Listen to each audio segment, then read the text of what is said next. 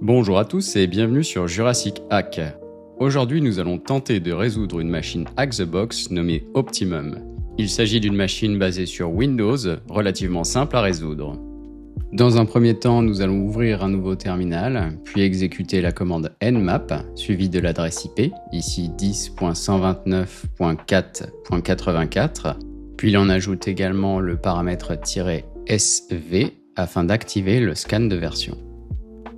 Le résultat de l'énumération de ports nous montre un port ouvert, dans le cas présent le port 80 HTTP, qui semble héberger le serveur HTTP File Server 2.3. En utilisant la commande searchsploit, nous allons pouvoir vérifier s'il existe un exploit sur cette version. Le résultat de la commande nous montre qu'il existe éventuellement un exploit valide pour la version que le serveur utilise. De plus, il s'agit d'une vulnérabilité de type Remote Command Execution qui pourrait nous permettre d'avoir un accès à la machine. Dans le cas présent, nous allons démarrer un nouveau terminal et exécuter la commande msfconsole-q afin de voir s'il existe un exploit porté sur Metasploit. Il est à noter que le paramètre "-q" spécifie simplement à Metasploit de ne pas afficher la bannière. Une fois la console démarrée, nous allons pouvoir effectuer la commande search, suivie du nom du logiciel, ici HTTP File Server. On peut constater qu'il existe un exploit dans le framework.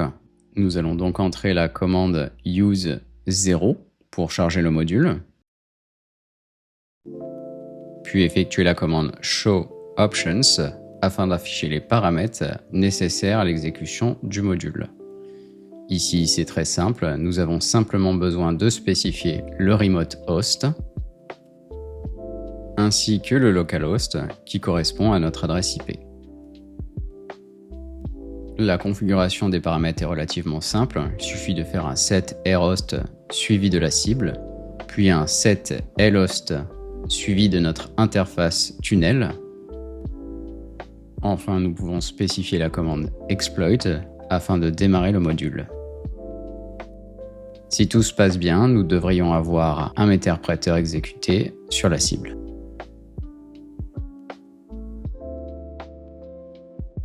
Excellent.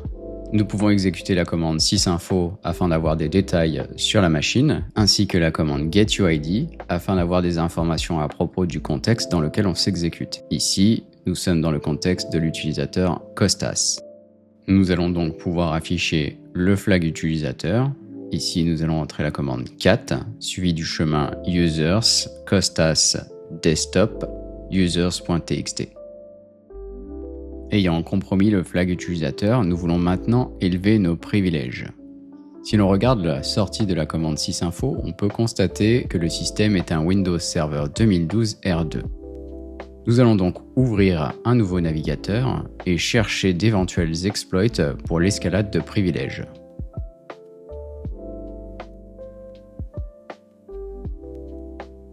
Le premier résultat nous indique une vulnérabilité d'escalade de privilèges sous le nom de MS16-032. Nous allons donc retourner sur Meterpreter, exécuter la commande background afin de mettre notre session en arrière-plan, puis faire un search MS16-032. Il semble que le code d'exploitation soit disponible sur le framework. Nous allons donc sélectionner la cible Windows x64 correspondant à notre système. Nous allons donc faire use 2 suivi de la commande show options afin d'afficher les paramètres nécessaires au module. Ici, nous avons le paramètre session ainsi que le paramètre localhost. Nous allons donc spécifier ces variables à l'aide de la commande setSession2 ainsi que la commande setLhostTune0, puis exécuter la commande exploit dans l'espoir d'obtenir un shell privilégié.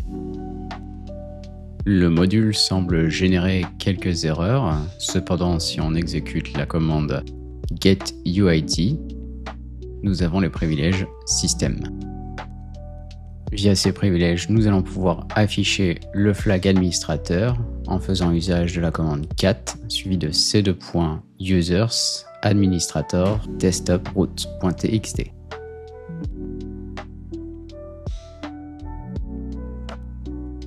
C'est tout pour aujourd'hui, merci à tous de m'avoir écouté, et si la vidéo vous a plu, N'hésitez pas à laisser un commentaire et à vous abonner à la chaîne.